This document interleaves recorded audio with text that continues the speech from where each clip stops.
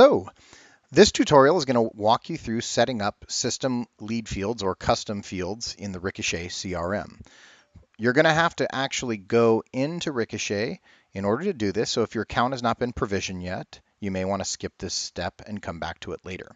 But if you do have access to your account, then go ahead and log into Ricochet and go into a lead record. Again, lead records can be accessed from lead management. You click on the blue eyeball to view a lead and you will get to this page. Now this is an admin login, so it has some additional information on here.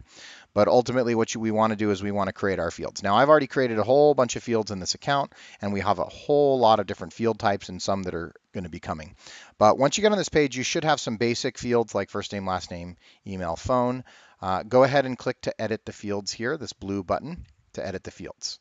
Okay, and then you're going to get this change on the page, which is going to have a couple different options. Now, the first option is just to change the name of an existing field, or actually, to be more specific, to change the label of an existing field. So, for example, let's say instead of it saying, let's say address 1 here, I just want it to say address. So I'm going to edit this, and I'm going to just take away the 1, or I'm going to say home address, or say business address, biz address. There we go. And just click the checkbox, and now you've got a new name for that lead record. Simple as that, or a new label again, as I mentioned. Let's say that you don't want your, let's say we have a monthly potential field, and we don't want somebody to see that particular field. Only admins are supposed to see this field, or only branch managers and admins. If you've gone through the permission sections when adding a user, you would know what the difference is between them. The video is very detailed on what those differences are. But ultimately right here, we can decide who will see this field and who will not. So we click on this icon, we get a pop-up, and it says all the roles of who can see the field. If we don't want agents to see it, we just uncheck agents, and then we click save and close. And now any agent that logs into the system is not going to be able to see this monthly potential field. If you want to delete a field, of course, very simple. Just simply come in here and click on the delete box, and then it'll give you confirmation. You click OK, and that field has been deleted. Now, adding fields. Scroll down. Now, in the future, if you're watching this, there may be the ability to create new sections. There will be a button here that will say add new section or edit sections. When you click on that, you're going to be able to create new sections and even order the sections as well. For now, if you want to add a new field, just go to the section you want to add it in. I'm going to go ahead and add a field into the additional information section. So I simply click on add field here, and then we get this pop-up interface. And in here, it actually shows me names of fields that are in the database for this lead but are not showing. So I can decide to show these if I want. But I want to create a brand new field. And we have a lot of different types of fields. We have financial field, email field, phone field, checkbox, radio, text area, and select. So depending on what you need, go ahead and select the field type. I'm going to go ahead and do a select box for this tutorial because it's one of the more complex ones. Okay, a field name is what you would post in for that field. So we're just going to call this field social info.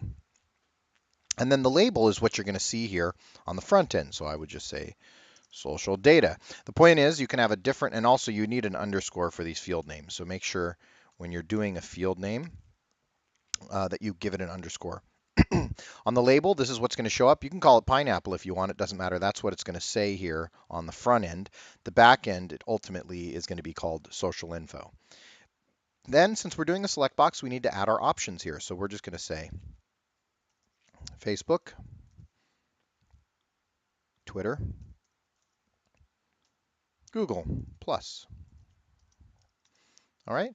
And if you want to add more, you can just keep adding more. That's it. I'm not really sure what this field would be used for, but you can build anything that you want and then simply click Save Field, and you will immediately see the social data field there with the label and the options as follows. When you're done, come up here and select Done. Now, you see social data right here in this position, but if I refresh, social data will actually move to the top of the section, and that's what we want to do here. So I'm going to go ahead and refresh.